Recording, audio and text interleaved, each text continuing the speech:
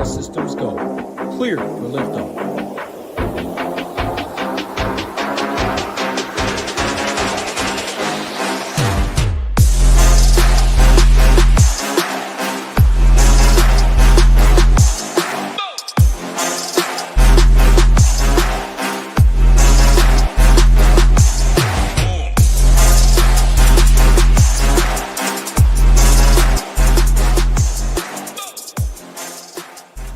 What's going on? Go Collect, Ross, Jordan, Notes, Sean, Nate D, Kevin, Philly, Wins a Lot, Woody, Jason Turner, Andy Hoyman, Nades, Little Neck, Oliver, Ryan, Kim, Andre, Tweezy, Adam, Michael, Alex, Complex Kid, Ryan Chapman, Tyler, Lloyd, Michael Ortiz, Cody Berry, Kenny, Tyler, Mark F, Lay the House, Colin T, Jim, Natty C, Derek, my man Ham, my man Hoop, Free Money Sunday, week 2, big boy prizes. We got football. It's like a holiday over here, like always. No time to waste. Bring Hoop in because he has a little specific jersey on. And hey, we were a minute late. Tambo, if you are watching, there was a little wardrobe change at the buzzer. So Hoop, what's going on today?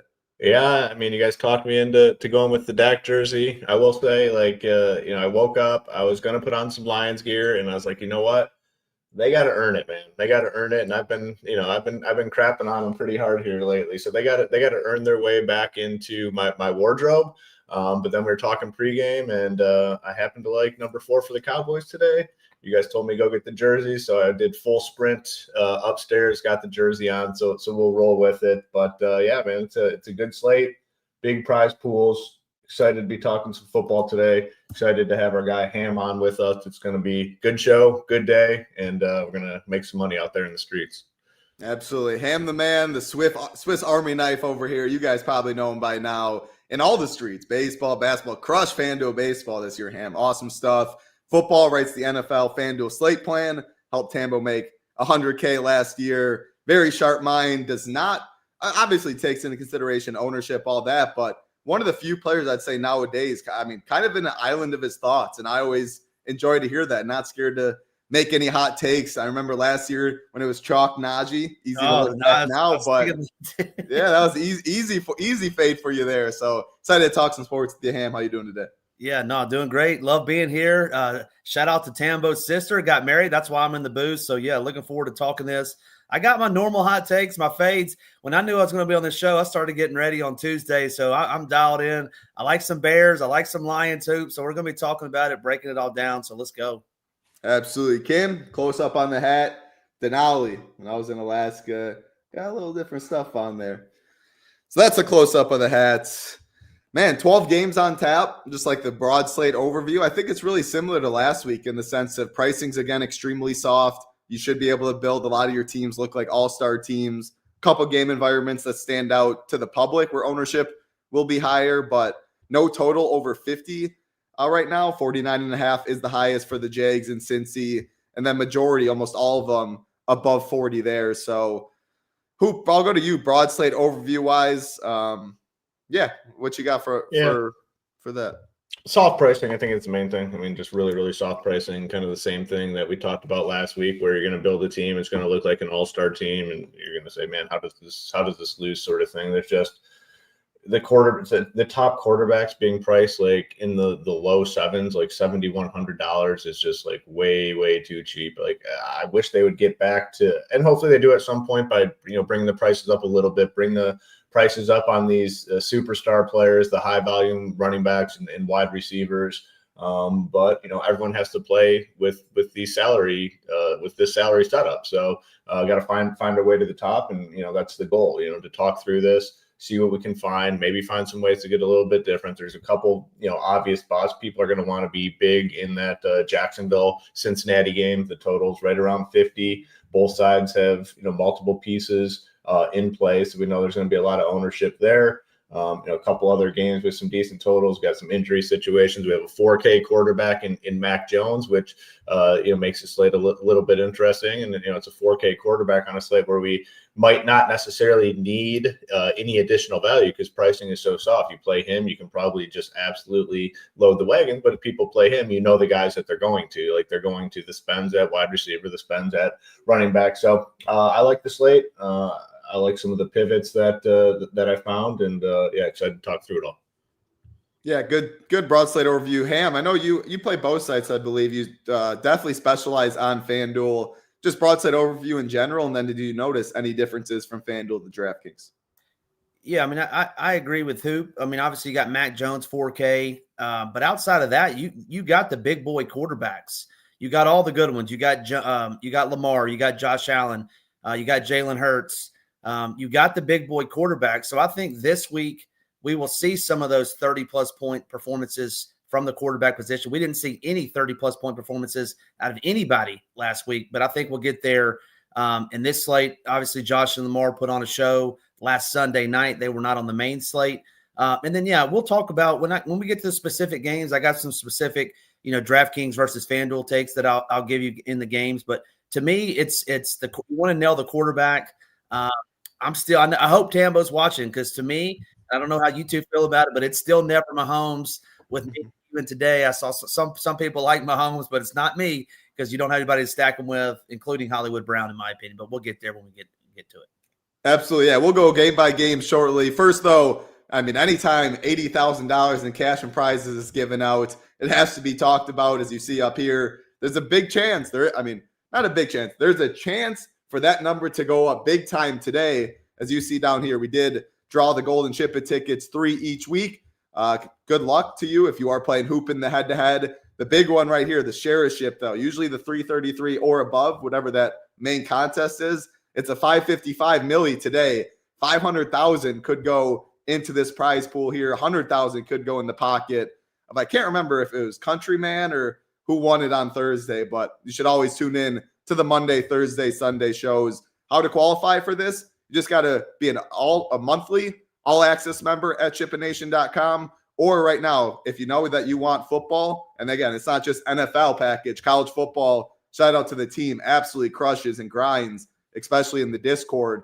$349 gets you all NFL content through the Super Bowl, all college football content, access to the best Discord around, and something that I'm staring at right now that I will be during the show, but I will not be sharing it, is the Stone, the best tool in DFS over here. NFL, I mean, it only gets better once we start getting like defensive ratings and grade reports like that, but everything you need on there, ownership, FanDuel, DraftKings, projections, color-coded, etc., is right there under NFL. The Stone, again, premium member. I'm not going to click that. I will have Hoop pull up SaberSim, and we will go game by game that way. I don't think I have anything else pre-flop. If either of you two want to add anything on, otherwise I just say we get right into it. Big boy 12-game slate. No, is there any weather? I didn't really look. I don't think there's anything weather-wise. Looks like pretty solid. I'm assuming weather around the country today. Let's pull that up. That was the only other thing. I just got looking at Raw. Just a yellow is the worst. Rams, Tennessee, a chance for showers, not a lot of rain. Yeah. Nothing's going to dictate anything for me. No, perfect football weather today. So that's good. Nothing to worry about there. Got Saber up. I built 5,000 teams. I have it sorted Saber score using what do we got? Using 50K, so like the big stuff. So where do you guys want to start? Want to go through the games to kind of talk some positions first? What do you want to do here? If you want to do like positions wise to start, and the fact of like when I look at quarterback can go a lot of ways. People usually the chalk route I think is going to go all the way up or all the way down to Mac. The tight end position I think is the biggest, where if you're not playing Trey McBride at 6K, I mean that's where people are finding that savings, because there's so many elite running backs that are still mispriced. That like when I say mispriced, like 6K, McCaffrey's mispriced at 7.5, but there's so many cheap tight ends, and that salary goes below the 4K minimum at running back. I think you will see a lot of just punt tight ends, and then from there build all-star squads. Do you kind of see it the same, Hoop? Yeah, I think so, and it is kind of playing out, like especially the tight end position. I just ran these teams, Saber score, I have it sorted by price right now, and you can see no one's really based on this, again, people are going to play it, but the builds that are showing up don't have spends at tight end. You got McBride is only showing up on 2% of teams. Kelsey 1. Ferguson showing up on a lot, and then you're going to come down, and Strange is showing up on some. Probably going to come down, and then this Fannin Jr. guy is showing up on some. We have Ferguson projected, much higher than the industry. We have a big projection on him for sure. Yeah, and it's much higher. But again, that's where kind of pride ourselves in the fact that it's like you look around the industry at these other places and their projections, they all just fall in line with each other. They don't want to be outliers. We run our stuff, and we kind of stick with what we have. We're not going to make these adjustments. So this is how you can get a little bit different by just simply using our projections, because it's not going to be exactly like the rest of the industry. You use projections exactly like the rest of the industry, you're going to have teams exactly like the rest of the industry. So either way, we like Ferguson here, but the builds just like cheap tight end. So I think that is a good point. Go over to wide receiver, and this is where you're going to start to see some ownership kick in. Jamar Chase, we got 27%. CeeDee Lamb, 26. Puka, 20. We're higher on Zay Flowers this week than the industry, so he's showing up. And I do like Zay. Like if they throw the ball, it's going to him. I mean, he looked really, really good last week. We'll talk about that when we get to the game. George Pickens is showing up. Let's see, sort by exposure, see if anyone else pops up.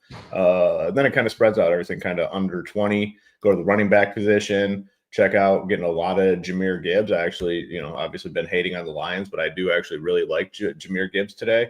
We're getting 30% Tony Pollard, 26 on McCaffrey, who's going to be very popular. Basically, the only part of that offense that's still up and running. ETN's getting some ownership, but then it kind of drops off, and you go to quarterback. And well, I mean, this is a little biased. We do have a higher number on Dak than the industry, but he's only going to be 6% of them. We're getting him at 50. We're not going to play. I mean, I like the Cowboys. Yeah, I might play that much. But the Cowboys, we got Ferguson at 60, CD at 30, Pickens at 20. Yeah, no. I think our projection team is trying to kiss up the hoop a little bit. Yeah, FanDuel wise, because I think Trey McBride will be. I want to circle this first, just to finish off DK. Like 2 tight end teams, a lot of people will just sometimes to completely X that pre-flop. They don't even want to mess with 2 tight ends.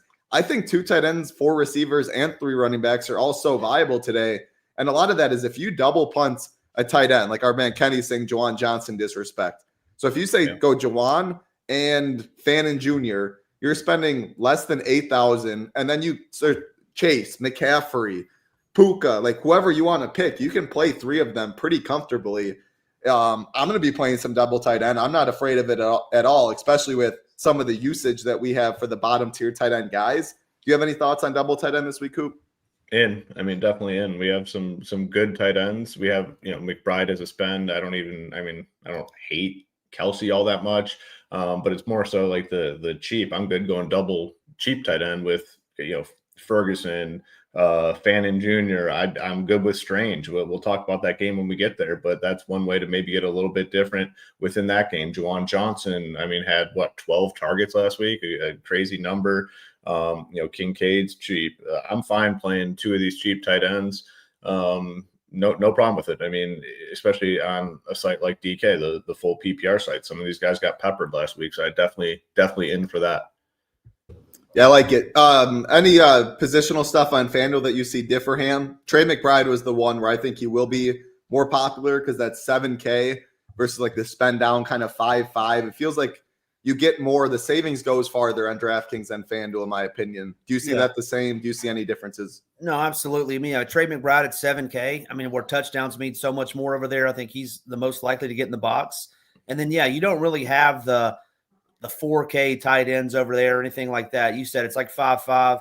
I listed 3 tight ends over on our site, and we've talked about 2 of them, and I guess I'll give them out. I like Brenton Strange in that game, back and forth. He's at a great price. And then one guy I'll say for the actual game that I really like that's not listed anywhere, but there's a tight end. I may be biased a little bit when we get there, but we'll talk about that tight end because I do not see him on this screen right now. That we're not showing any of them, so that's not a good thing. All right, that's fine. Hey, we're going to go game by game. Again, 12 games to talk about. Ham, I'll start it with you. The first game, I'm going to go based on Sabersim, so left to right. Buffalo and the Jets to start it off. I mean, talk about breaking the slate at very low ownership. That was Justin Fields last week. Taking on Josh Allen, who absolutely would have broke the slate if he was on the main slate. Very interesting game. 2 running quarterbacks, 2 teams that put up points last week. Ham, what are you doing in this one?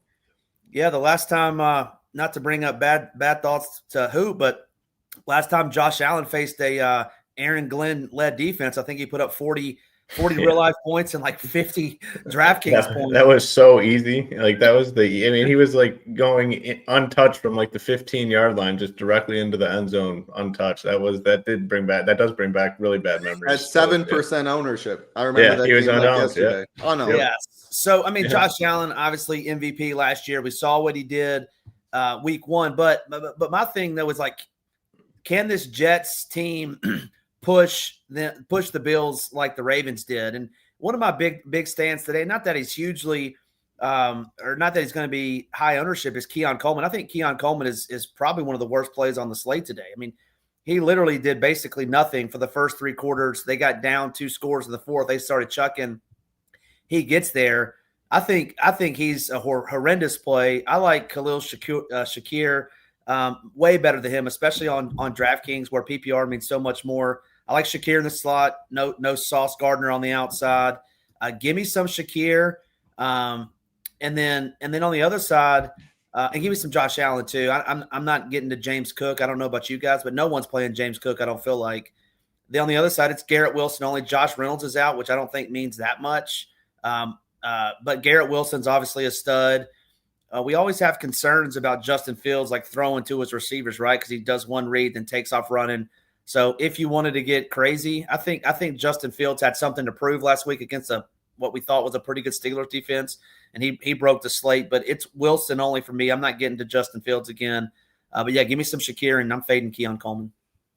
I don't hate James Cook. Curious to hear your thoughts on this hoop. Like, when people do play Josh, it's probably with one of Shakir, Coleman.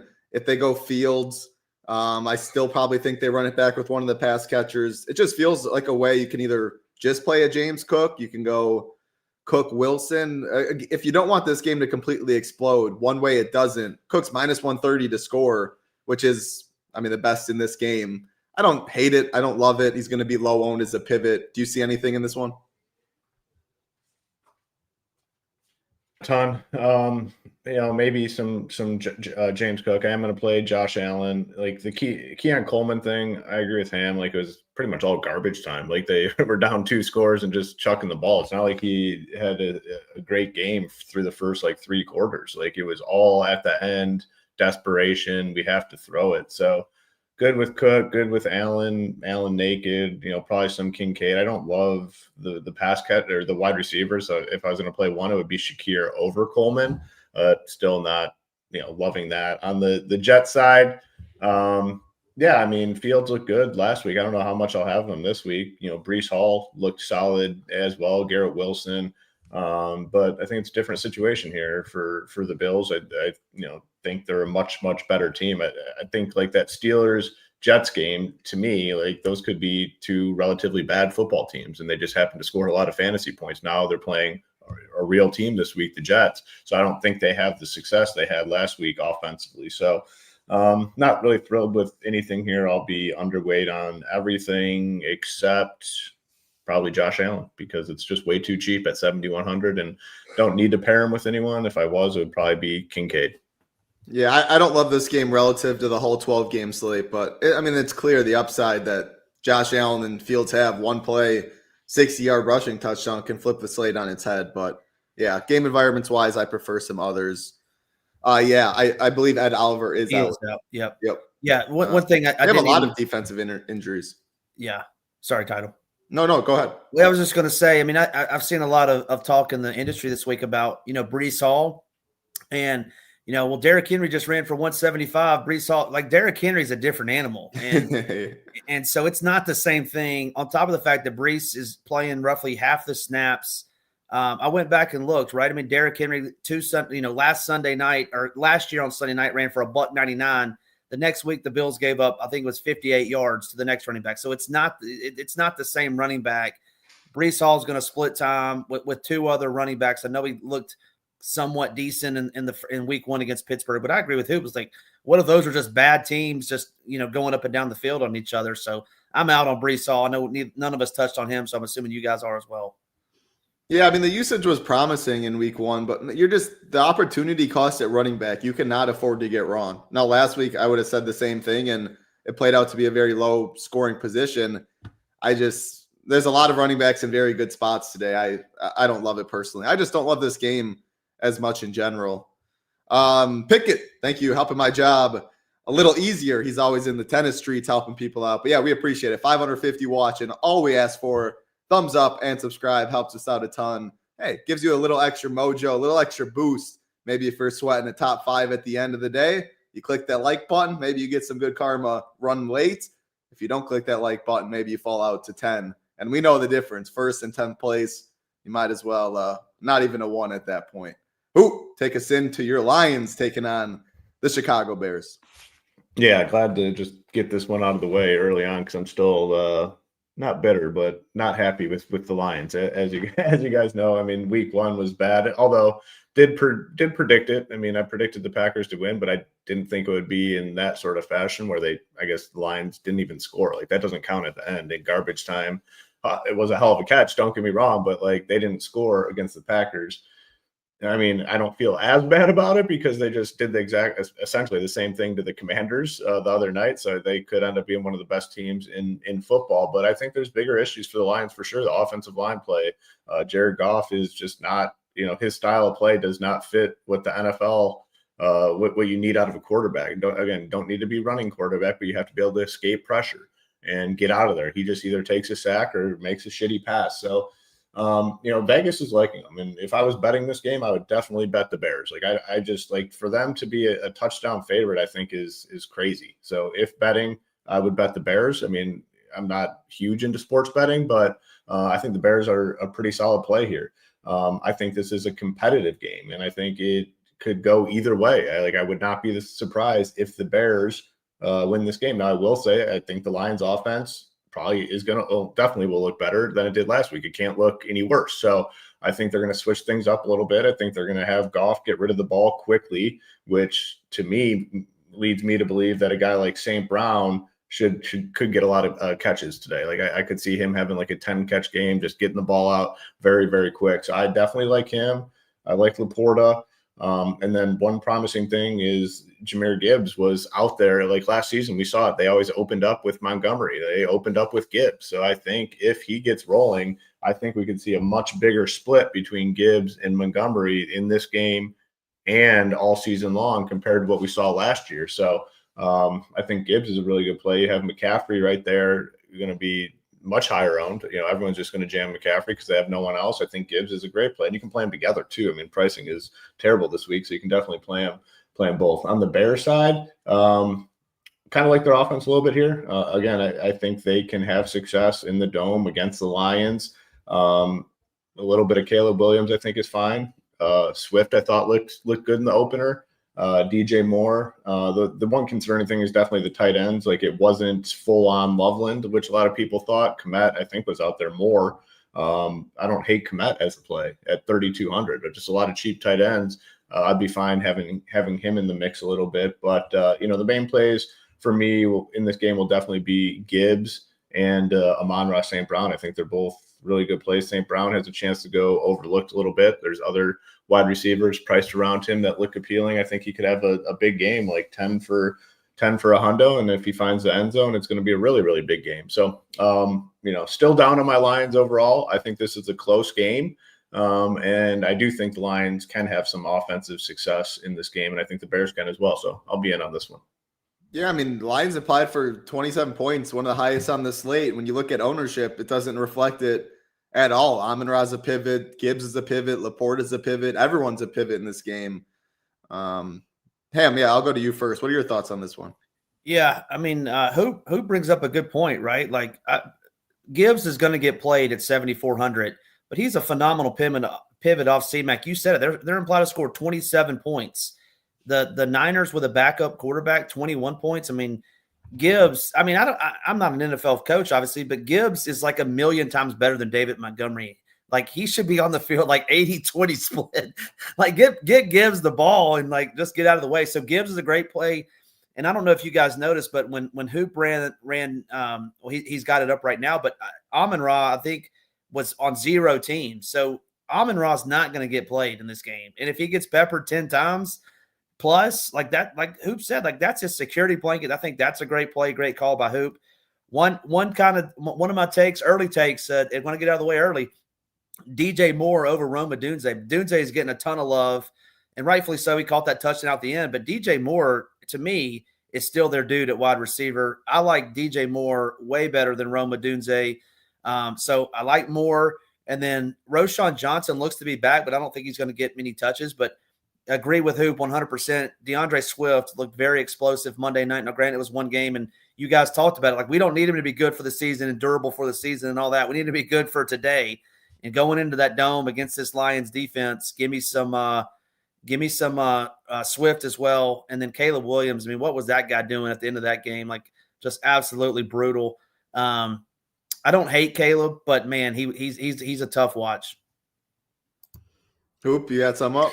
Yeah, no, I think like the Gibbs over CMC thing, I think is totally fine. I would not be surprised if Gibbs has more fantasy points than CMC. I mean, there's always risk when the starting quarterback's out and like other pieces are out as well. People just assume it's like, all right, this guy is going to get the job done. He could get all the work, and still they're obviously going to know that CMC is going to get a shit ton of touches today. Now, can the Saints defense do anything about it? You know, maybe not. They probably suck. So they probably can't stop it, but there is a chance that he gets all this work and doesn't get there, and Gibbs goes off. So I like it in terms of, I'm fine playing them together too. You can definitely play them together in these builds that we ran. Like, we're getting a lot of Gibbs. I mean, we have a little bit higher of a projection on him, but that's totally fine.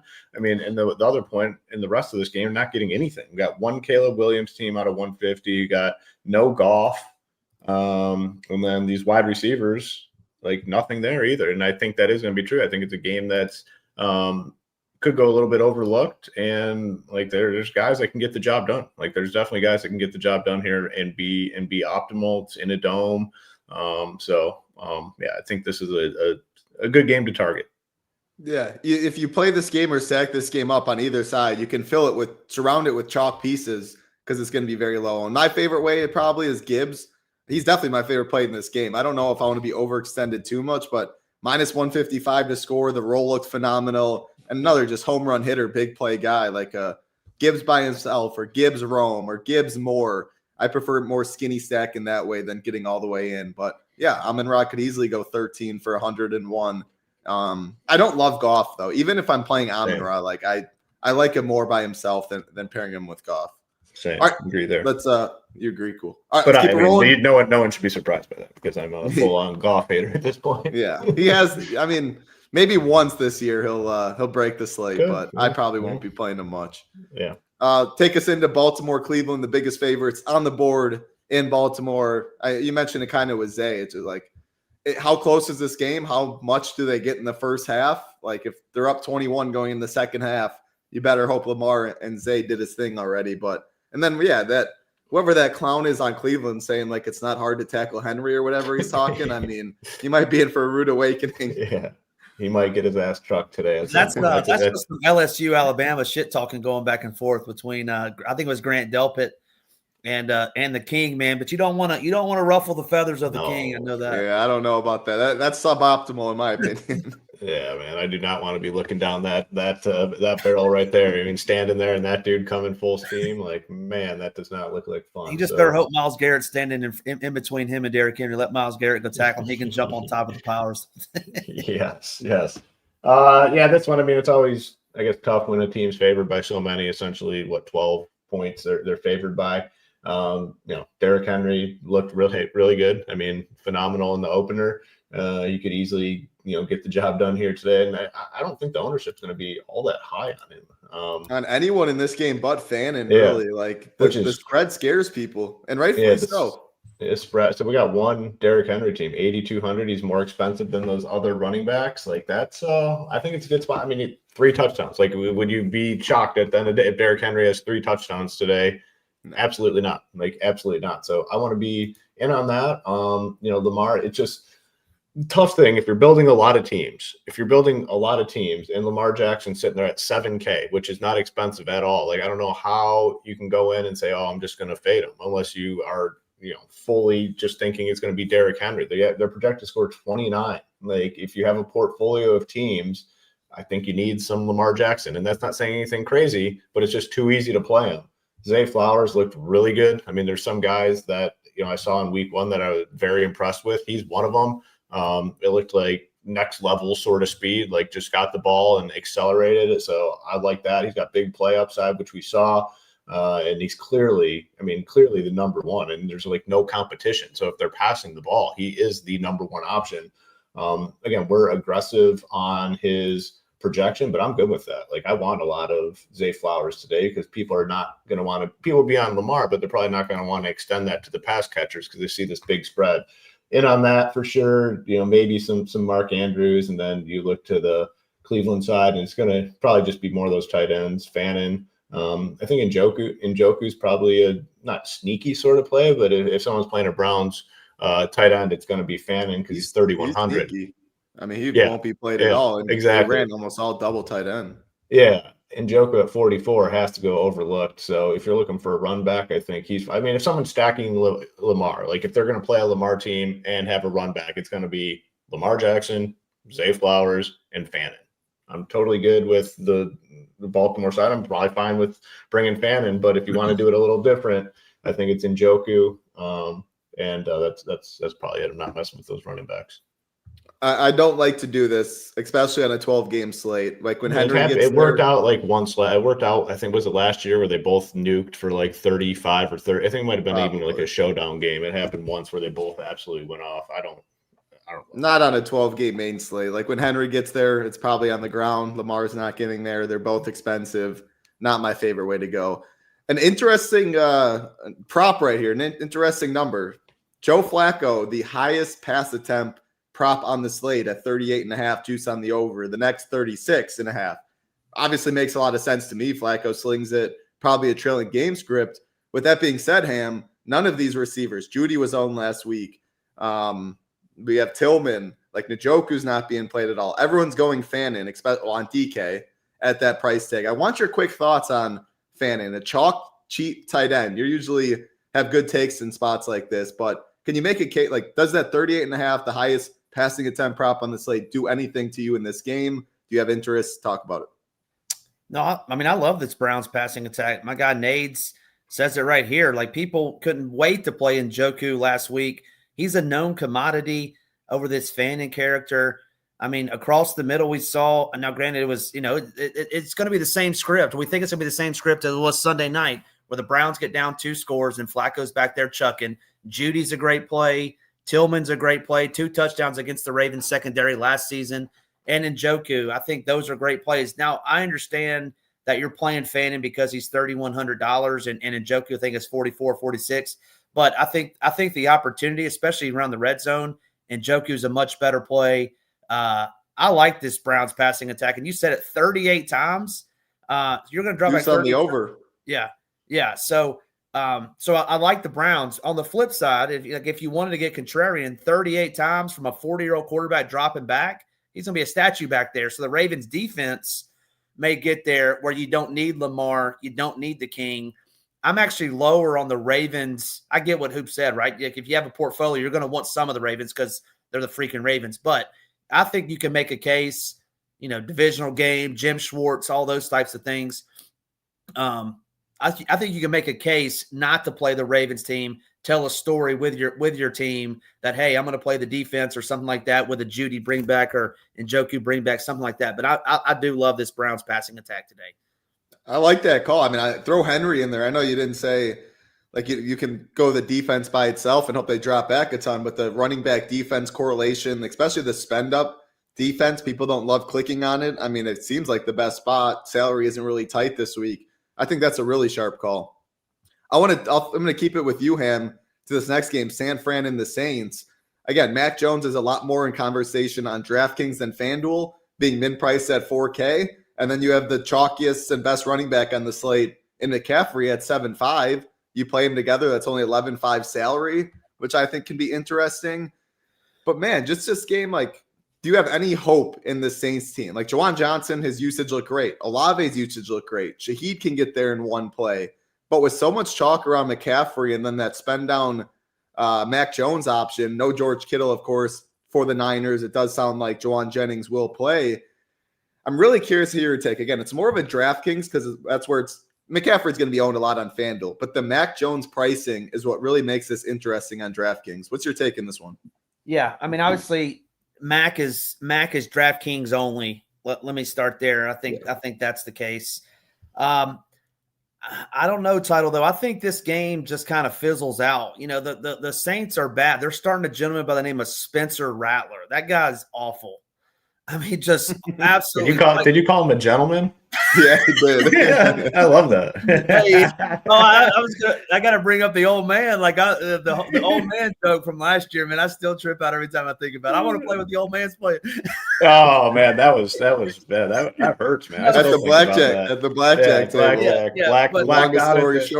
out at the blackjack table. I get called an old man. Then I start looking around. It's like, shit, I guess it's all college kids. So I could maybe be that bad. But Mac's certainly in play, right? Pearsall looked really good in his first, I mean, the guy got shot last season and still played. So, like, now he's fully healthy, had a very good productive college career, had a very, solid week one. Now, no Kittle. So there's more targets to go around. Juwan, I don't know if I know he's been banged up, and he is going to play. But I just think, I think this game, everybody wants to play the Saints offense. They're talking about Olave being sneaky and playing Juwan Johnson. I just don't see it. And I watched that Niners Seahawks game that with Robert Saleh back, calling that defense looked fast. They look good. I just think they're going to bottle up the Saints offense. It's going to be just a slow grind. I can certainly see this game just, being 19-7 or something crazy like that. Yeah, no, I don't I mean, I kind of see it the same. I'm trying to find McCaffrey's receiving prop, 4.5, some juice on the over, -123. I mean, yes, he's going to be chalk for sure. I think there's so many ways you can get different on this slate. I think he's clearly the best play. Backup quarterback, but it's still an NFL quarterback. He's had enough starts in the NFL without his tight end in the middle of the field and Kittle. I mean, those option routes that McCaffrey runs out of the backfield, screen passes, like it's anyone that watched that game last week. I mean, a great game, San Fran and Seattle, but it was CMC all day, every day, just like the past couple of years. When he's healthy, very few rival him. So I think it's very warranted chalk. I think he's probably 2K underpriced. Both sites, you jam them and go from there. So over under the field on McCaffrey and then the rest of this game. Yeah, I mean, probably somewhere right around it, maybe over a little bit. I do like we talked about the Gibbs pivot. I do like that play. But yeah, I mean, it's like the workload is unmatched today. I mean, he could get just so many touches. They're clearly going to want to win this game. Don't really love Kamara on the other side all that much. Definitely will play some Mac Jones. Agree with Ham. It's DK only. Don't play him on FanDuel for 6K. It really doesn't do anything. The 4K is appealing. Pass catchers, like Kittle's out. I mean, Pearsall, even Juwan Jennings, I want some of, especially if you are playing Mac Jones. Like, play these pass catchers a little bit with them.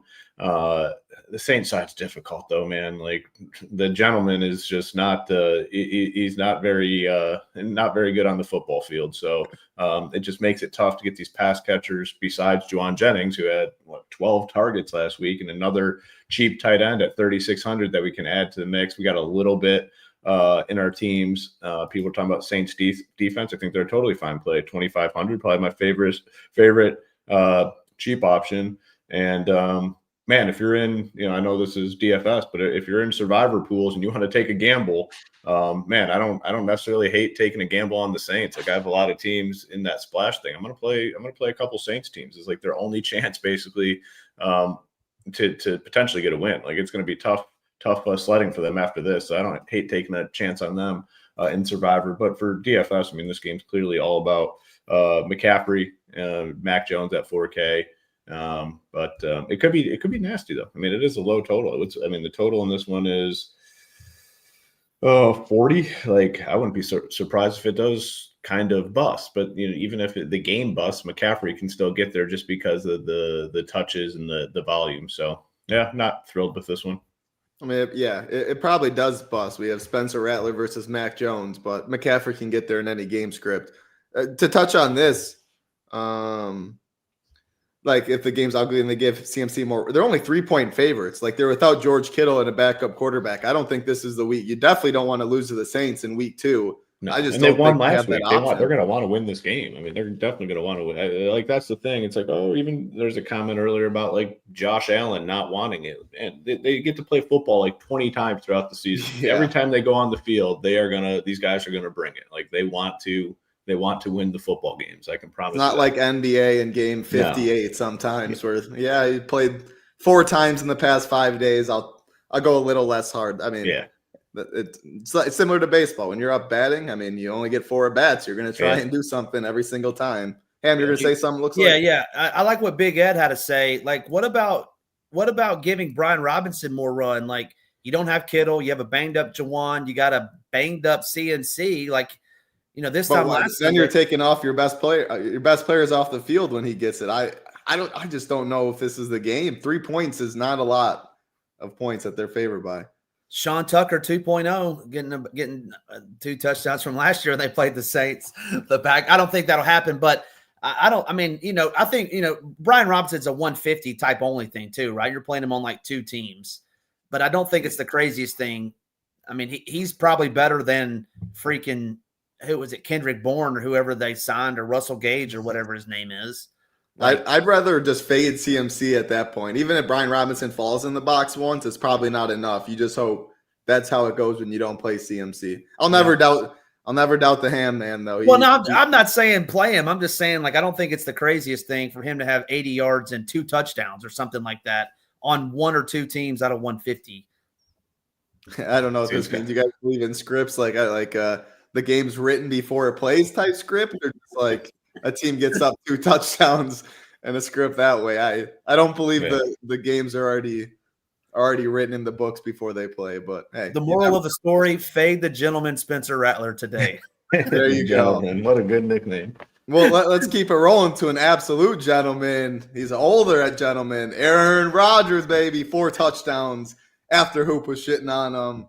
Yeah, I don't think we're playing Rodgers too much in 2025 DFS. I don't think we're really playing much of this game, period. But JSN's the one that stood out, obviously. His target share was out of this world last week. They don't have competition in the receiver room, and he seems to always be open. So any JSN, any Rodgers for you, Hoop?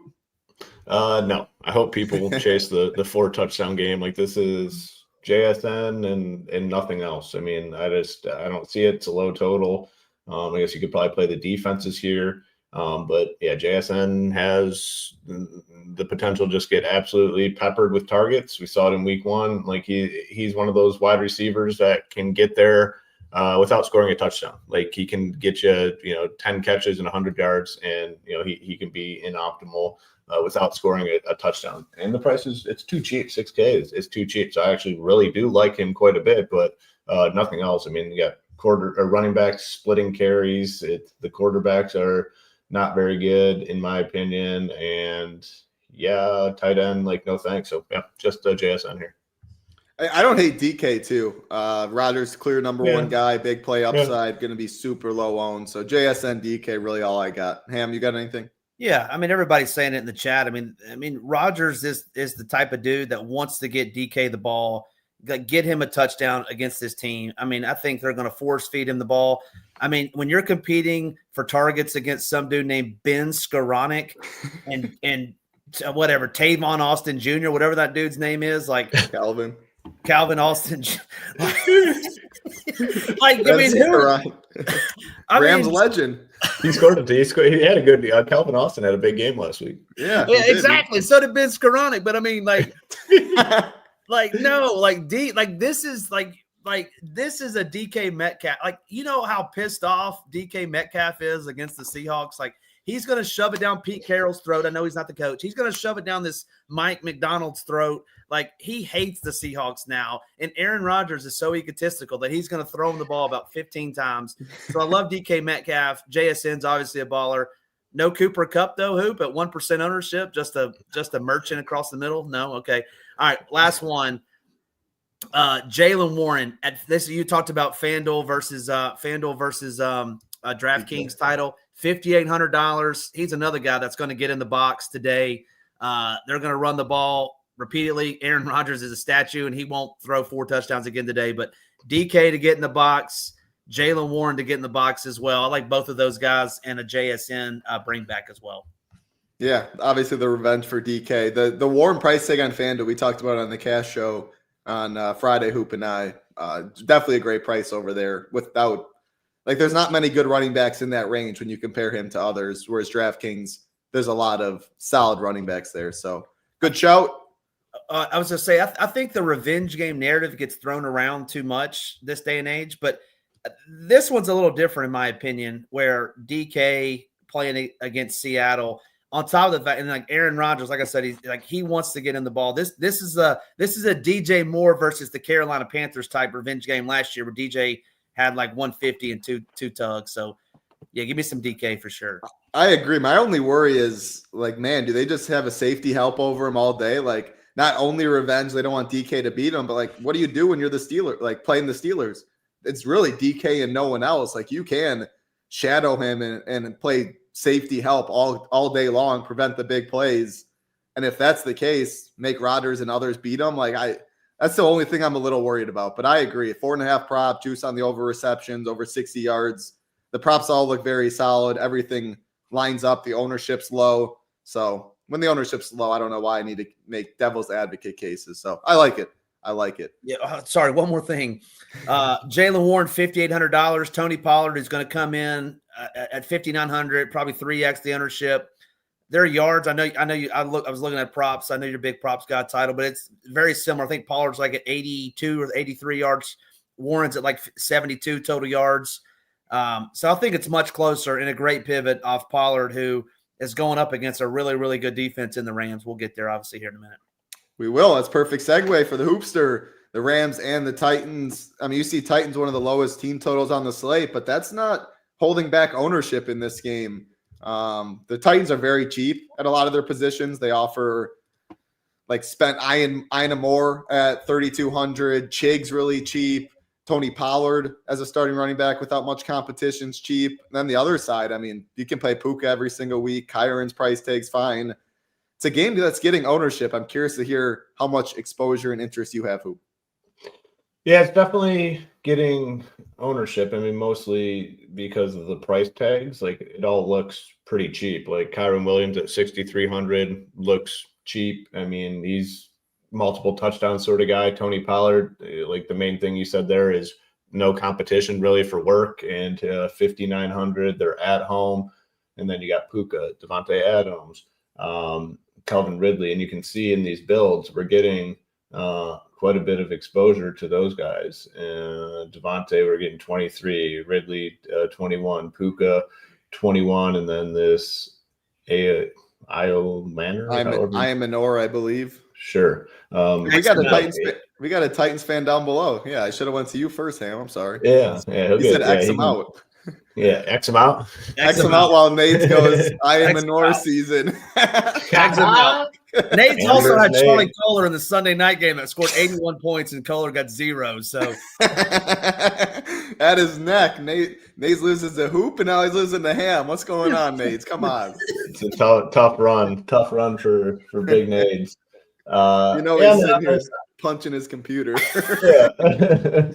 I'm not like super excited. Like, this could just be like a Kyron Williams gets it done sort of game. And I don't know, like, I'm fine with Puka, obviously, but I'm not going to be like going crazy in this one. I'm not going to play the quarterbacks. Even though our build with Saber Score has, what did we get? Some Matthew Stafford. We got 7% Matthew Stafford. As you can see, I'm not going to be playing him. So I don't know, probably under on a lot of this stuff. I don't know, just not super exciting. Yeah, it's a game that, again, I'm surprised. People would be surprised if they're just an NFL fan and they don't know anything about DFS and they look and they see, wow, that Rams Tennessee is one of the most popular games on the slate. Yeah. I think you can say that with how many people are getting ownership. So Tennessee fan, start with that side. Why are we? Who are we playing? Who are we fading? And then what about the Rams? Yeah, this is a classic. Just Titans, like they're going to muddy it up. Like it's not going to be high scoring. But the tight end I was talking about earlier was Chig. I love Chig today. So I get why Nades likes that Alan Moore. I can't say his name either. Is because, I mean, Cam was back there just chucking last week, just throwing it 30, 40 yards down the field. And they all ended up in the sideline. So, yes, he quote unquote had air yards, but he didn't convert any of them. So why not just throw it to Chig, dump it off to Chig? Chig's a bona fide NFL tight end. Like, let's get Chig involved. I think he smashes his 7 and 7. What do we have him at? 7.8 or 7.9, something like that. His projection 3.3. I think he's a much better play than Fannin. And he's leverage off Pollard, and he's leverage off Calvin Ridley as well. And this guy's name I can't pronounce. I think Chig's in a great spot, especially on DraftKings. And then on the other side, it's Puka. Puka for me. I'm not there on Devontae yet. And then Tavondre Sweat, who is the Titans' best run stuffer, is out. So Kyron a little bit. But I did write up the Titans defense because, man, they got after Bo Nix last week. They kept him in that game. Sweat being gone scares me a little bit, but Big Jeffrey Simmons going to get some pass rush on there, and we know Stafford can't move, and he's got a bad back. I'm with Hoop in like 11. I wouldn't play any Matthew Stafford today. I just don't see a path where he's on the winner at the end. Yeah, Titans a good pivot, 2,400 off a Saints D that'll be decently popular at 2,500. Pollard getting a little bit of ownership as well. If you want to go the running back defense, Pollard, Titans D, I don't hate that at all. And when little stuff like that's pretty low owned, things like that, Derrick Henry, Ravens, like then you can play the CMCs. You can play a lot more chalk around it and feel good about it. Io Manor, 3,200. It's just, he's almost like if you don't want to play Fannin and you want to get a little different, like he's where you could almost replace him at a receiver position, get different at tight end. Like if you want to go a Trey McBride, I'd be lying if I said I didn't. I've hand built a couple teams so far. He wasn't one of them. It's more so he just makes a lot of work. He's wide receiver too. We already passed Lockett, and they should be slinging it from behind. I liked what I saw from Cam Ward too. Granted, I mean, he's not working with the best people around him, but man, his arm strength, his like Ridley's drop at the end. I mean, he was leading that drive, and he just didn't get help from his teammates. But I don't mind like one-offing a Chig, a Ridley, an Iman Moore, a Pollard. When I do that, I probably do want one a Puka, one a Kyron, just a skinny stack game more than I want to get involved with the quarterbacks. But I do think points are scored, and at the price, points are scored on the Rams side, and at the prices of these Tennessee guys with the lack of competition around them, I think you can easily see one of those three get there. But I don't love playing more than one. Keep it rolling. Again, appreciate all 650 hanging out, watching with us. The like button helps us out a ton. Subscribe button as well. I'm looking at the Stone as well, a premium piece of content, as you see right here. NFL, under NFL is the Stone, the best tool in the business. You get all access. Oh, if you're a weekly, monthly, annual, if you just want to try this out for the week, because Sunday can pay for plenty of years. It can pay for an entire year's worth at SHIPIT Nation with the prizes we have out there. But if you want to give it a try, see what we got, weekly's available. The best deal right now, if you just want football, is the $349 NFL college football. You get access to the Discord. You get SaberSim access as well, which we are showing the best optimizer around. If you want the other sports, though, MMA, PGA still going out, and shout out to GS Luke. NASCAR, shout out to our guy, Eric the Game. Monthly all access is the best there. Multiple different plans. If you just want content, you want SaberSim, we would love to have you at SHIPIT Nation. Definitely do get in the Discord if you do join. Yeah, I like that. You can use the Stone to help you in a variety of different ways. Yeah. And I will say, I'm a little too lazy now. I think 3-4 years ago, I would be in those underdog Royale streets real heavy. I think there is still an edge to be had. You got to put in the work. I've definitely got a little lazier as it goes on. Time is valuable, but yeah, check those underdog drafts out, and our content can help with that. Those poker streets taking up a lot of your time, bud. That is true. Hey, you only got so much time in the world. There's a lot of money to be made. A little more money in this poker game, I think, than the streets. But yeah, you're not wrong, Hoop. All right, Hey, wait a minute. What is this again? What does again mean? Again, Tambo leads a pretty clean life. I'd be surprised. I don't know. Maybe his whole sleeve and all those tats came from Bill Cell. You never know. Good point. That is a good point. We're gonna have to get an image of those tats and start doing some investigating. Yeah, there you go. All right, let's take us into Hoop. The chalkiest, definitely one of the chalkiest games on the slate, no doubt. The Bengals and the Jags, two defenses I want to pick on, two offenses that have upside. It wasn't great for Burrow last week by any means. Heck, it was good for the Jags, but it wasn't good fantasy-wise for popular Trevor Lawrence and BJT. The big thing is they did trade away Tank Bigsby, ETN, the clear one with Tootin as the 2. So, yeah, break this one down in a variety of different ways. Should be the most popular game on the slate, definitely. I mean, it's the highest total. There's pieces, appealing pieces on both sides. So then it just comes down to, what can you do when you play it to get a little bit different? Well, you can kind of go each position and kind of look at it. Like Joe Burrow is going to be probably one of the highest owned quarterbacks. But I talk about this a ton, and I hate bringing it up every single show, but it's the honest truth. Like, quarterback ownership just always gets spread out. It always does. Like, people play a little bit of everyone. Burrow, is he going to be popular? But it's only 10%. So if you play 20, you're double the field on Joe Burrow. So you don't really ever, in my eyes, need to worry about what you do at quarterback. It's how you pair him, how you play him, the roster construction. But if you are looking at these two quarterbacks, Joe Burrow is going to be higher owned than Trevor Lawrence. I'm going to play both, and I'm definitely going to be overweight on Lawrence. They dominated that game, and that was a game that had the weird weather delay, and then they came back out and just it was just it was just over really. At that point, they had an easy win against the Panthers, I believe. Yeah, it was just an easy game for them. They took the easy route. Cool. This game, they're probably going to have to score. So, and on both the quarterbacks, what were we getting? Yeah, we didn't get any Lawrence. We got a lot of Burrow on these initial dry run teams. Chase Brown, I think, is a phenomenal play. If you are not in on the Joe Burrow, Jamar Chase, T. Higgins stuff, putting Chase Brown in there is a great way to get exposure to this game. Workhorse back, can catch passes, multiple touchdowns. I think he's a really good play. And then ETN, I think, should be relatively low owned. Obviously, the ownership went up a little bit with that trade, but 5-6%, I think, is pretty realistic. I think he's a fine option and a guy that people were down on in the preseason, but looked good week one. He had the 20-mile-an-hour run or something that everyone was talking about. So I think he's fine in this game as well. Go to the pass catchers now. All the main guys here are definitely going to get owned, like Jamar Chase, T. Higgins, Brian Thomas Jr. We're showing 8% ownership on, or 8 or 9. I think it's probably higher than that because people are going to want run backs if they're playing Burrow stacks. And who's the most obvious run back? It's Brian Thomas Jr. So I do think he gets a little higher owned, but totally fine with that. Travis Hunter, probably the lowest owned of the main wide receivers here.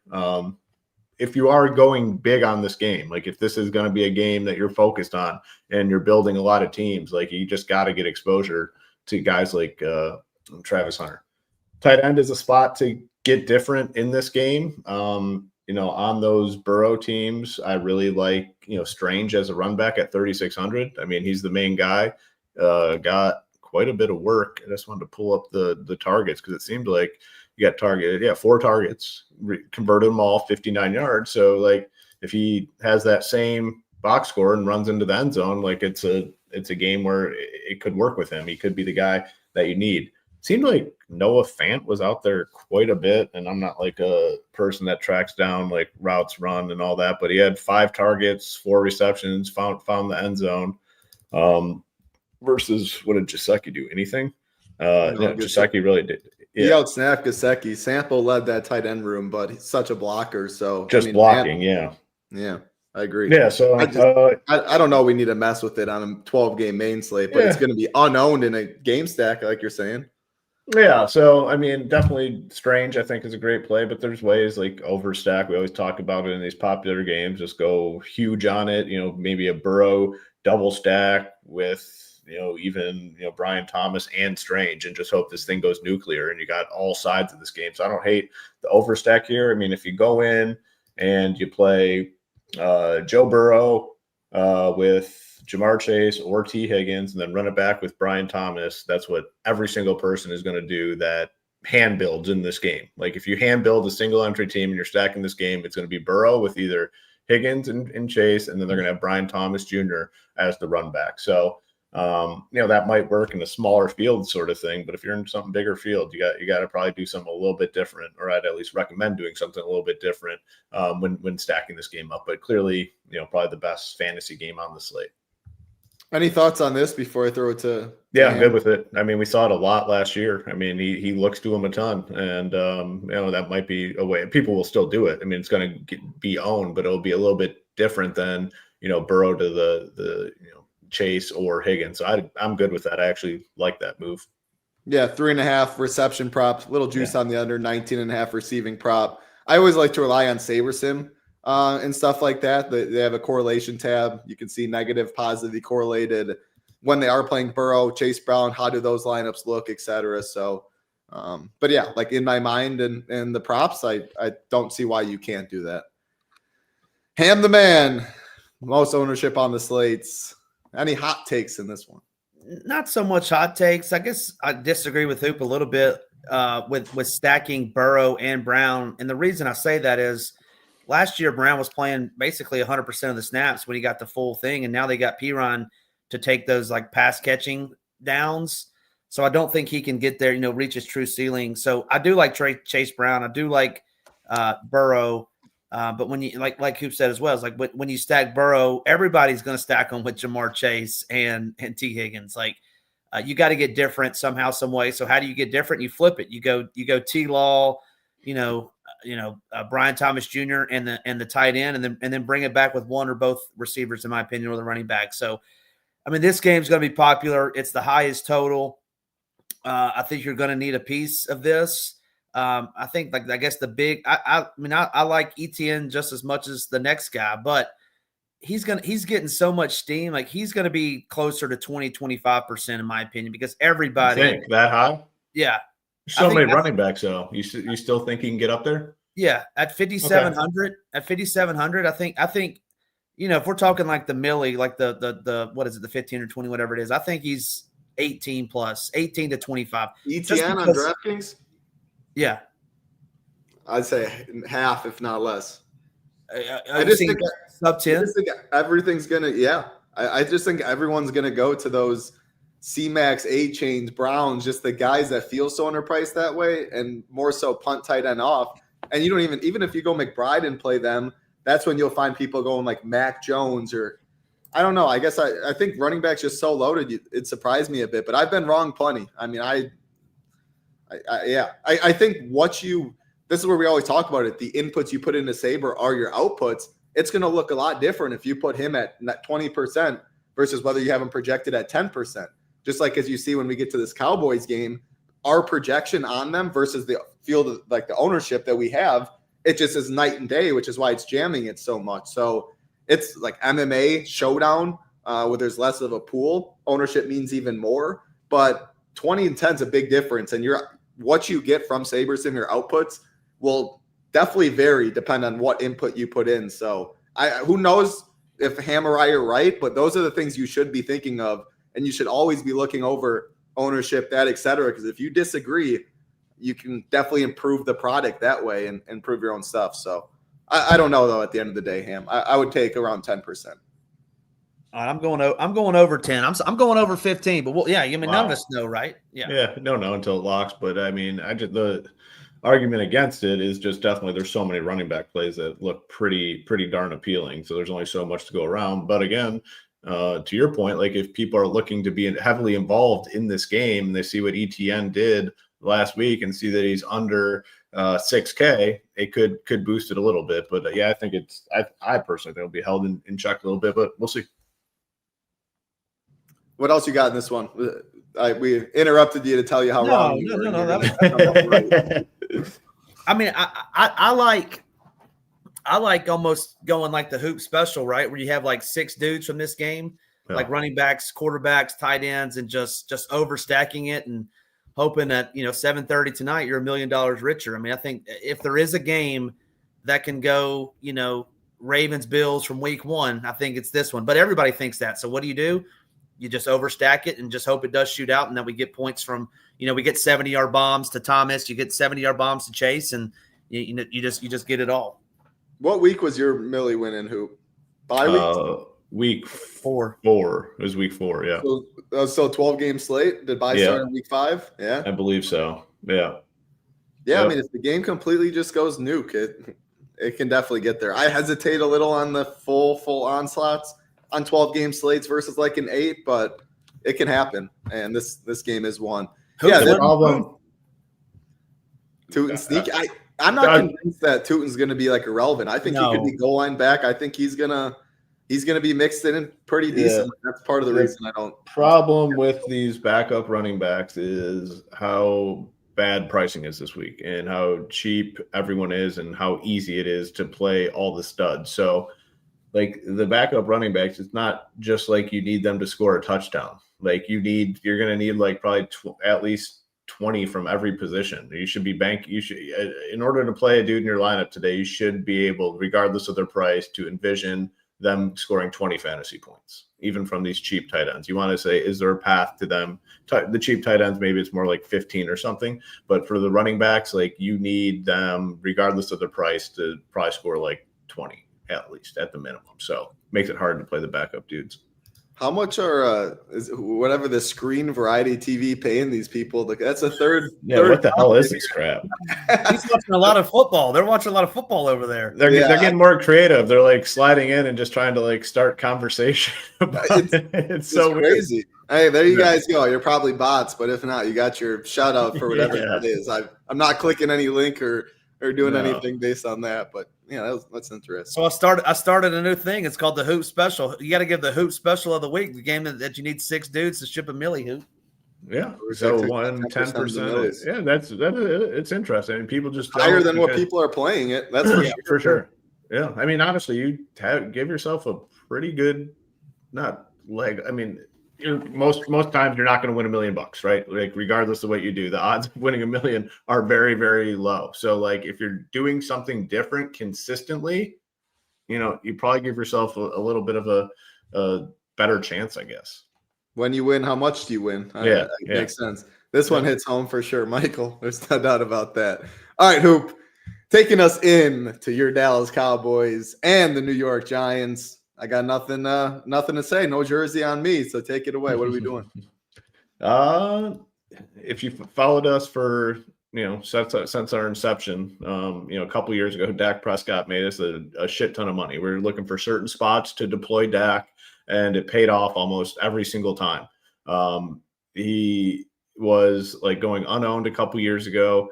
Cowboys were passing it a ton, and they're just getting like no ownership. They had no running game.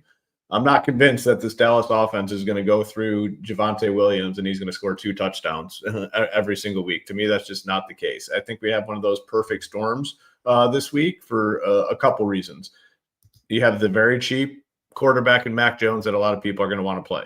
You have the expensive guys that are just like too cheap when you look at it. Josh Allen, Lamar Jackson, Joe Burrow, Dak somewhere in that middle area at 5,900 and only showing like 5% ownership, and go to the wide receiver. Well, who do you want to pair him with if you're playing him? It's clearly CeeDee Lamb. Well, what do we have on the slate? We have Jamar Chase, who everyone's going to play if they're spending up at the position because he's in a game that looks really, really nice. The Cowboys offense, I'd say, especially CeeDee Lamb, disappointed last week. A couple big drops, uncharacteristically. Like he's not a guy that has a lot of big drops. I think this is just a really good spot. George Pickens, fine. You have run backs on the other side. Malik Neighbors, 12 targets last week. I mean, every target, I guess, is relative. I mean, his targets are not equal to other targets because he has shitty-ass Russell Wilson throwing him the football. So it's not like a real 12 targets. It's 12 potentially shit targets, I guess is the best way to put it. I mean, not all of them are going to be perfect targets, but he's getting targeted. Cheap tight end in Ferguson that I really like. So this is, I think, one of those spots where Dak could be big for us, and I'm going to be heavy on it. I mean, the problem is, though, when you do look for the run back, like, I don't want to be playing. Yeah, it's just Neighbors. I mean, it's just like you can't really make a case for anyone else. It's Neighbors, and that's it. So I guess it does kind of make it easy. And I don't think Neighbors is going to have any crazy ownership. We're showing 12%, probably fair, between 10 and 15, and that's totally fine. But the main part is Dak coming in low owned, and I want to be in on it. And Dallas is projected to score 26 points. That's right up there with the teams. They're back home in the Dome. Disappointing game where they could have won. So I think it's one of those perfect spots. I'll be in on it heavy this week. So go Dak, go Cowboys. Yeah, I was gonna say too. I retract my statement. I do think Tyrone Tracy is viable if they get up a little bit. He definitely outsnaps Scadabo, completely cheap, kind of flips the running back build. So yeah, I want to take that back. Neighbors or Tracy. Neighbors my preferred, but I'd be good with Tracy for sure. Definitely a 5,300. Plus 170 to score, not terrible. Scadabo's plus 370. Like, he, as of now, definitely separated himself in terms of lost hand the man. Right now, he's the clear running back one in a pretty close spread at very low ownership. Man, these people are really selling this shit hard. Crazy, man. Like, what do you think they're getting paid? I don't know. Like, what? They're just all like very sophisticated bots. Yeah. They do a better job than the bots that spam like a million messages last year in a second. So it's definitely more strategic for sure. Yeah. Can you play Dallas stack without a run back? Definitely. I think totally fine. I mean, the main reason is we've seen they'll keep throwing it, and I think they're totally fine running up the score. And they could win. That's the one reason why we love the Dak stuff a couple of years ago. They're up by 20 and still passing in the fourth quarter, down by 20. That was big Mike McCarthy. I mean, I don't. Yeah. Not everyone's as big of a donkey as him. I don't know what I mean. I think there's still that possibility that they're willing to do it. And Jerry Jones after the Micah Parsons trade, like they're going to want to prove everyone wrong. So I don't know. I think it's a really good spot. Yeah, I do prefer the run back personally. Yeah, this is a concern. I mean, I think Giants defense is in play. They got a great D line. There's definitely pass. But part of that is I think they stop the run a little more and make Dak air out the football. But absolutely, I don't think Giants defense is the worst. But I don't think defenses on either side of this game is the worst. I mean, picking on Russell Wilson's good, and that D line for the Giants is good. All right, let's keep it rolling to the next game on the slate. Not starting the afternoon games quite yet, but the Patriots and the Dolphins. Oh man, it could not have looked any worse for the Dolphins last week. But Achan Chalk did end up getting there. The usage was phenomenal. That was the only bright spot I would say on that team. Tua, Tyreek, I mean, it's going to be completely unknown. Do you have to see it before you play it? And then Patriots side.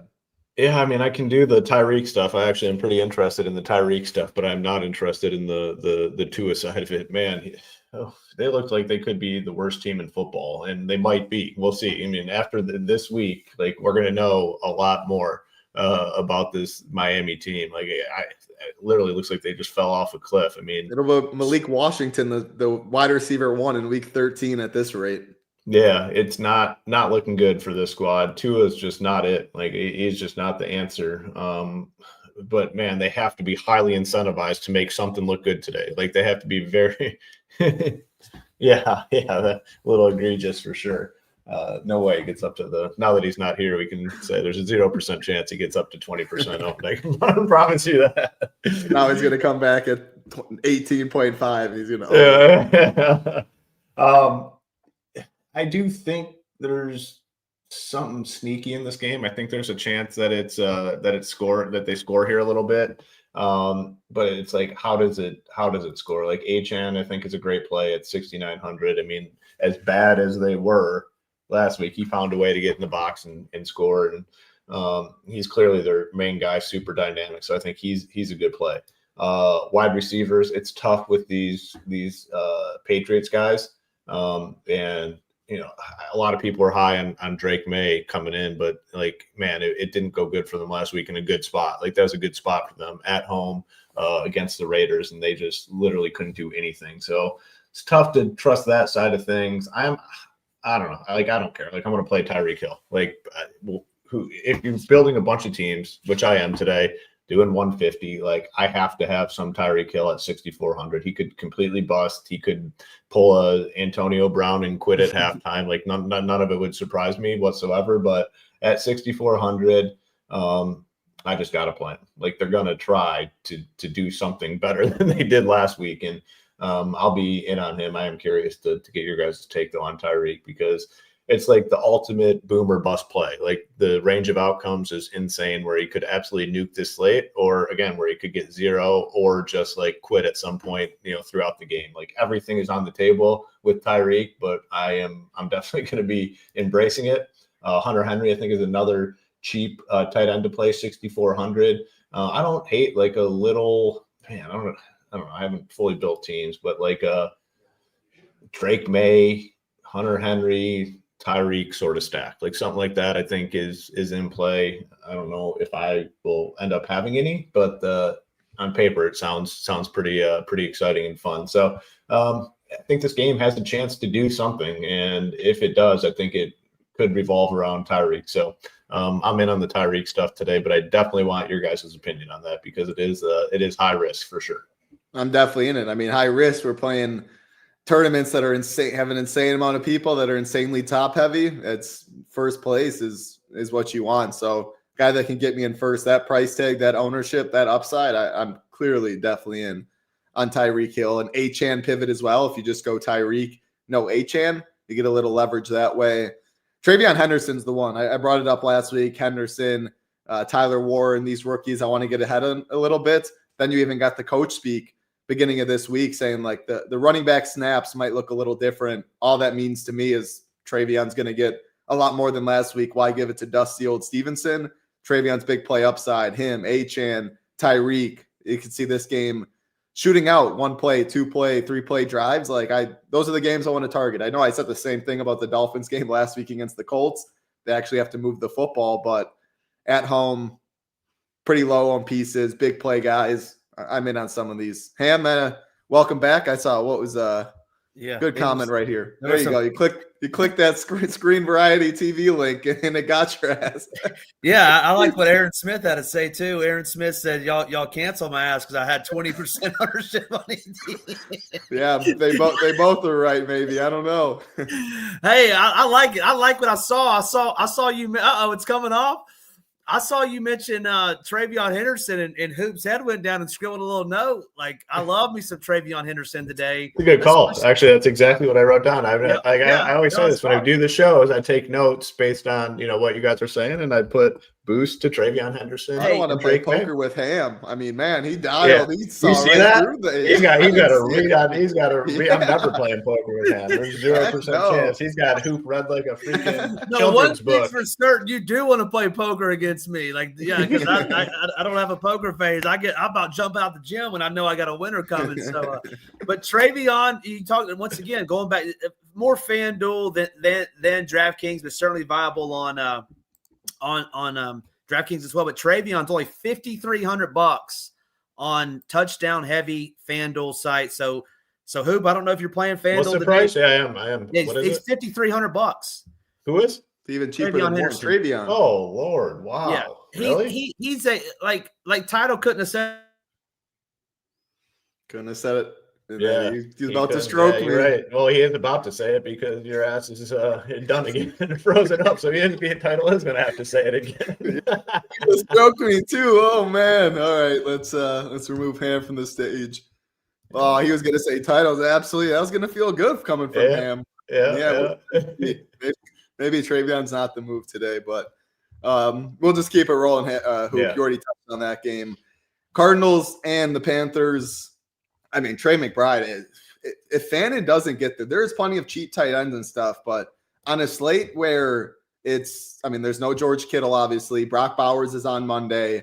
McBride's in a tier of his own. You talked about it with the drafting and the best ball stuff. It was those three, and it's a complete fall off. Now we get to one of the worst defenses in the league. He's at home, a onesie position that's everyone's going the opposite way. I mean, would it shock you if McBride goes 101 or whatever and you just need him? I want to play a lot of Trey McBride. I know that. I think he's one of the best plays in the slate with how soft pricing is. And you have an easy run back in Tet if you really want to go that way. McMillan's still way too cheap. He's a grown-ass man. He's a wide receiver one, clearly, as the rookie. And he's a stud in a game environment that I think they'll be trailing. Having to throw the football in a dome. McBride Tet's probably my favorite skinny stack out there. But any other ways you see this game playing? Yeah, I'm definitely in on the McBride stuff. I mean, people are going to build teams. Despite the cheap pricing, they're going to want to play the expensive wide receivers, the CMCs, and they're going to get to tight end and just say, oh, there's so many cheap guys down here. I'll just take one of these cheapies.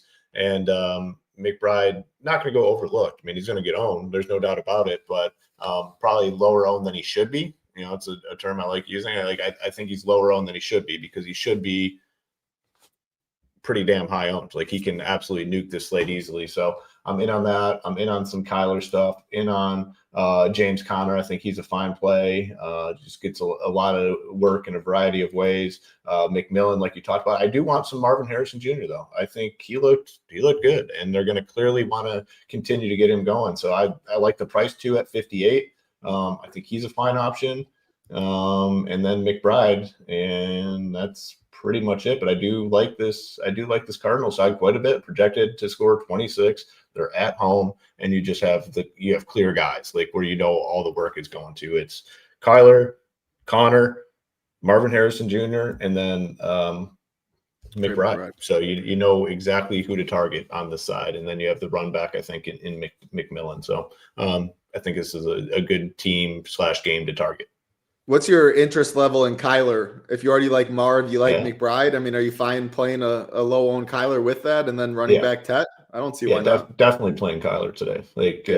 Looking like low ownership. Like he's got nuke the slate upside. You know, multiple rushing touchdowns, that sort of thing. So again, in terms of real life quarterback, he sucks. He's terrible. He'll never be on a winning team. Like just an awful real life quarterback. But for fantasy, at low ownership, cheap price or relatively cheap price, I'm in for sure. I mean, he's got that price where he's definitely getting squeezed. You look at it, it's like you got those Lamar, Josh Allen, Joe Burrow right above him, and then Kyler. Like, no, he'll be low on. So I'm in on it. Shout out to our man DJ, and always thinking, he talks about on his golf show on the Wednesday, like who's getting the steam, who's moonwalking back. I think James Conner can be someone moonwalking back a bit. Projection's still fine. He's minus 145 to score, and more so is just the running back room or on this slate is so loaded. And Benson got a lot more work than people were expecting last week. Closed the gap on Connor. It's week one. Who knows? Like we talk a lot about overreactions week one. I'm not saying it's overreaction at all. It very well could be pretty close to a split this year. If it's not though, and Connor gets a little more touches, a little more work to Benson than he did last week. I mean, that projection is probably a little short. Big favorites at home, minus 145 to score.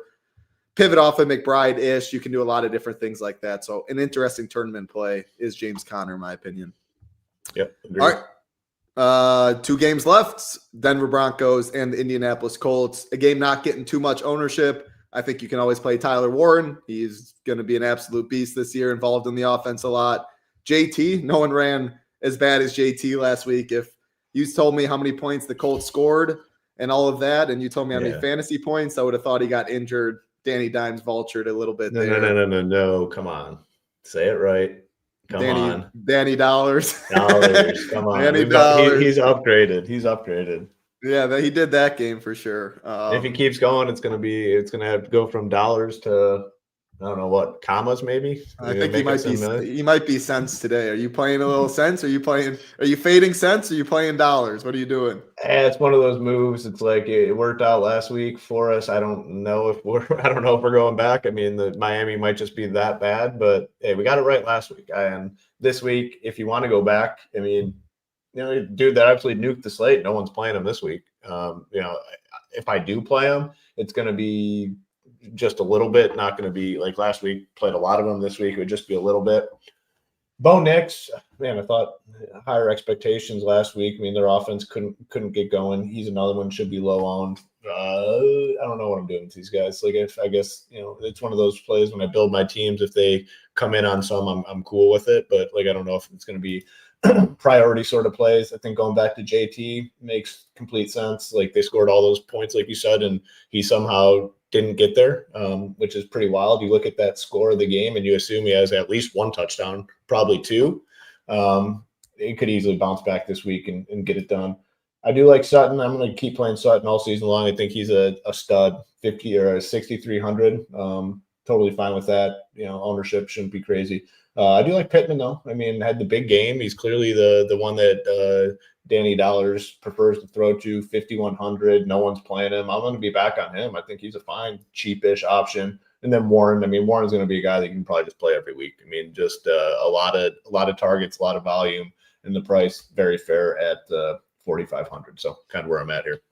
Yeah, it was hurtful to the pockets in best ball when they announced Danny Dimes to start over A-Rich. I was drafting very early, but it was clear upgrade to these pass catchers. And I think an upgrade to JT too. I think they can move the offense a little more efficiently with them. So I probably won't play much Pittman Downs, but I don't hate it by any means. Warren, JT, Cortland Sutton, my main three, probably just one-off skinny stacks at most, but I don't love this game relative to the slate in terms of shootout upside. We're taking into the last game. We appreciate everyone hanging out with us. 650 watching. I mean, it's very few days better than free money Sundays. Always love getting up. It's bright and early over here, alarm before 6. But hey, it's the easiest alarm to ever wake up to. Ready for some 12 games, main slates. Hey, don't take these for granted. A lot of fun. Hopefully you have a sweat when it's all said and done. And again, if you hit that like button, hit that subscribe, you might have a little extra equity going into that sweat than if you don't. Run Good's a thing. We appreciate it. Good to see you, Landa. Hope you're doing well. Last game of the slate. I mean, what a game, real life game it is. The Chiefs and the Eagles. There's going to be no Xavier Worthy. Right? That was confirmed? Yeah, he's out. Man, he said he's probably back next week. Which is surprising. I was surprised. I mean, like that he was actually practicing. I thought it'd be a longer injury, but Hollywood Brown will be one of the highest owned receivers on the slate. I mean, just playing in the slot, if anyone watched that game, it was Pepper City to Hollywood, can get there in a variety of ways. His price is way too cheap. Outside of him, though, this game's really not getting ownership. So squeaky wheel narrative, A.J. Brown, if there's anything to believe in squeaky wheel, I mean, very few are as squeaky as A.J. Brown. That man will let you know if he's not getting the football. No one playing Saquon Barkley on a slate where salary doesn't mean too much. Really curious to hear your take on this one for DFS.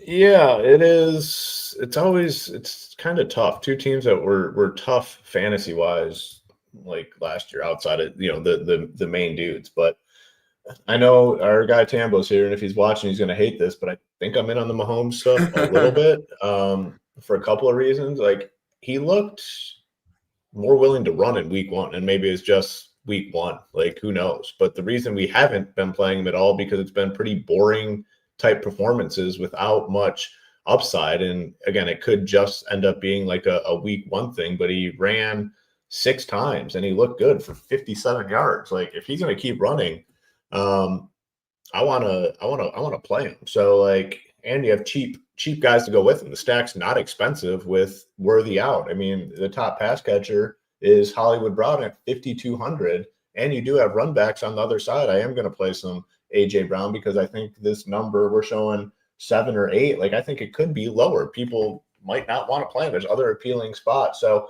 I'm in on the KC stuff. You get a tight end that, people are going to want to go cheap at tight end. Do I love Kelsey? No. But at 5K, like, he can score 2 touchdowns. So yeah, I'm in on the KC stuff a little bit more than usual.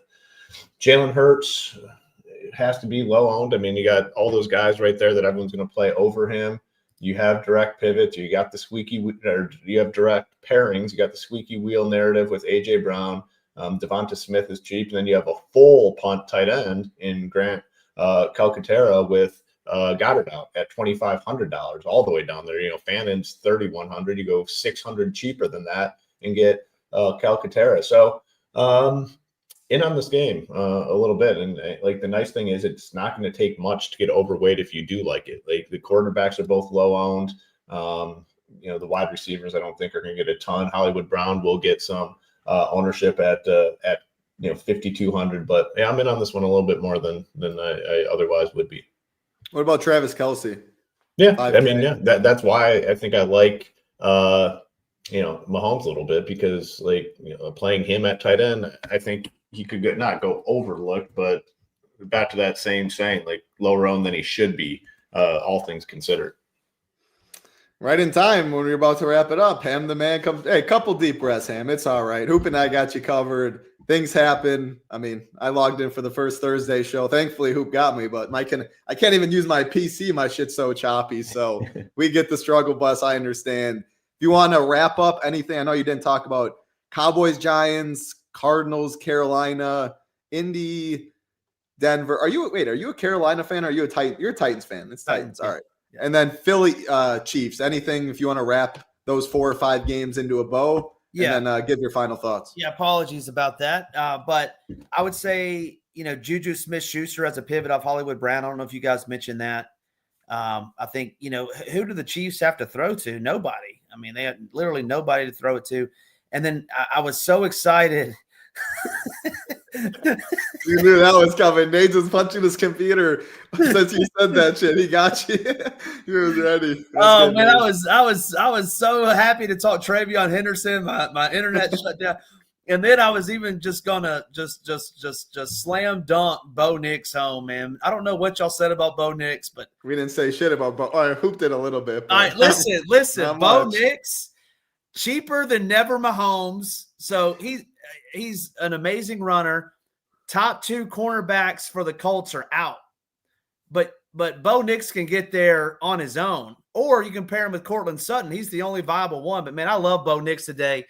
He's the one non-big dog quarterback that I would say. And, Hoop, I would go in your little thing and take out Mahomes 5 to 10 and plug in Bo Nix 5 to 10.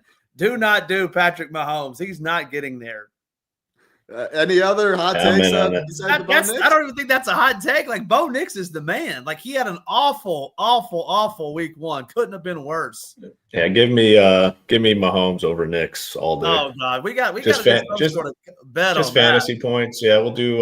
We can do something. I mean, something for fun for the show if you got anything. But yeah, I mean, it's definitely Mahomes over Bo Nix today. Not even close. I'm not doing a shoe out of your 2012 like Nike. What are you thinking? Before we wrap it up, you gotta get something on the table. Someone in the chat put something in there. If you can come up with something quick, we'll lock it in. Some of these reactives. Bo Nix, like, Hoop, do me a favor, man. Do like 3% Bo Nix. Like, we gotta. I said I was good with them if I get them. Like, I'm not like going crazy with Bo Nix, but if I get to some of them, I'm fine with it. Definitely.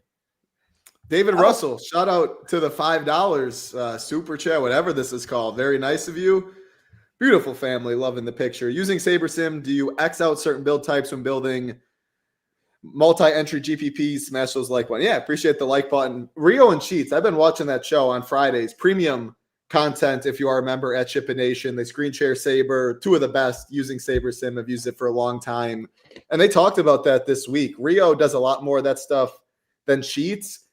I do. In MMEs, like I don't do it pre-flop in the sense of I make my build and then I look like Hoop's showing stack exposure primary. When it says QB +1, it's QB plus your 1 receiver, QB 2-1, QB plus 2 pass catchers. I shouldn't say receiver, pass catchers, and then 1 run back. I do look at that stuff. If I'm seeing like a unstacked QB, I'm clicking on that. You want to just click on that magnifying glass, the plus, no QB stack. Hoop. Yeah. Just it's like the 3% it's down. But like I want to see what builds that I wouldn't typically play. Like I would look at that Burrow. I wouldn't play Burrow unstacked personally. No. I'm not saying I know more than Saber this or that, but I would look in there and then I would start Xing those out. Now, if it was who would be the best example maybe this week? I don't know. Last week, Jaden Daniels was popping as a potential naked quarterback. Josh Allen. Like, that's fine. Yeah. For sure. So I'm more likely to go in there if I see like a QB3 with 2 run backs. I don't usually love those builds, so I click and I at least want to look at if that build makes sense to me. So I don't really exit out pre-flop, but I have in mind what I do like. I like stacking. I like run backs. I like game environments. And then from there, it's kind of like that. I know in my process, I have like a lot more bias than I guess most people do. So Hoop, do you have any thoughts on that? Yeah, kind of the same thing. Like I'll go in and you're probably not going to get any of these, but I will pre-flop just X these out. Like, yeah, I know I don't want a Q, which you'll never get these teams, but like you could get like a QB unstacked with 3 on the other side. Like take that out. I do unclick all these that I don't want. Like, and again, you're not going to get a QB stacked and then 6 on the other side. It's not going to happen, but you kind of get down to something like this. Do you want a QB stacked and then 3, QB plus 1 and then 3 on the other side? Yeah, probably not. But then it's like some people will X this out. And this is what made me $1 million right here. QB plus 3 with 3 on the other side. So it's like, it looks bad, but it's won before. And that these are the game over stacks. And if you want some of this, you can say, you know what? I want to see some teams that have game over stacks. And which game is it? And you can just go right here and get 5% or whatever. When you rebuild, you're going to get those sort of stacks. So you can do it both ways, where you're excluding, but then also bringing some different builds into the mix if you wanted. So I love coming to this area and looking through everything. And again, you're not going to get a QB stacked with 6 guys. I don't even think it's possible, but you can just exit all out just to make it look cleaner. So yeah, the less lineups you have, like if you're on core where you can build 150, I think you maybe should be more likely to do that, more willing to, or at least run it without, see if you're getting it, and then go back and redo it. And like ultimately, when you can build 5,000 teams, it's a lot easier since the pool is greater to then just go in there, exit out after teams are built. It automatically refreshes and goes. Ham, final thoughts coming up. A little over hour 30. Talking some football. Just final thoughts, broad state overview. We are happy to have. Hey, when you were here, it was always a good time. No, I enjoyed it. I got some of my own notes that I took from you guys, so appreciate it. Thanks for everybody tuning in, giving me some good laughs over here. I'm feeling good about today. My guy Bo Nick's going to win somebody $1 million. I hope. Bo Nick's $1 million. Ham's hot takes. Hoop. Any final thoughts? Yeah, good luck to everyone. Good slate, solid slate, and a lot of different ways to go. I mean, before these buys start kicking in, like the number of games is obviously big right now. So ownership can get spread out quite a bit, but our guy Dak is back and he's taking us to the promised land here today. Dak is back. Bo Nix. There you go right there. I got really nothing else besides the best deal in the business, not even close, is available at SHIPIT.com. Again, giving away $80,000 in cash and prizes at minimum.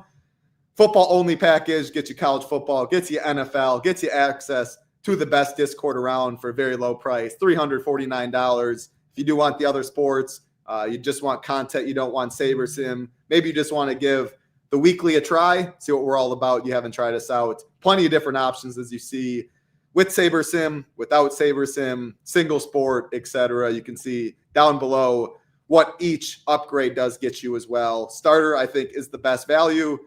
But if you're just playing football, you don't play any other sports, I would definitely go with the $349 NFL and college football package. That's going to do it for us. Enjoy this free money Sunday, week 2. Let's win some cheese for my man Ham, for the Hoopster on Titletown. Good luck. Be safe. Peace.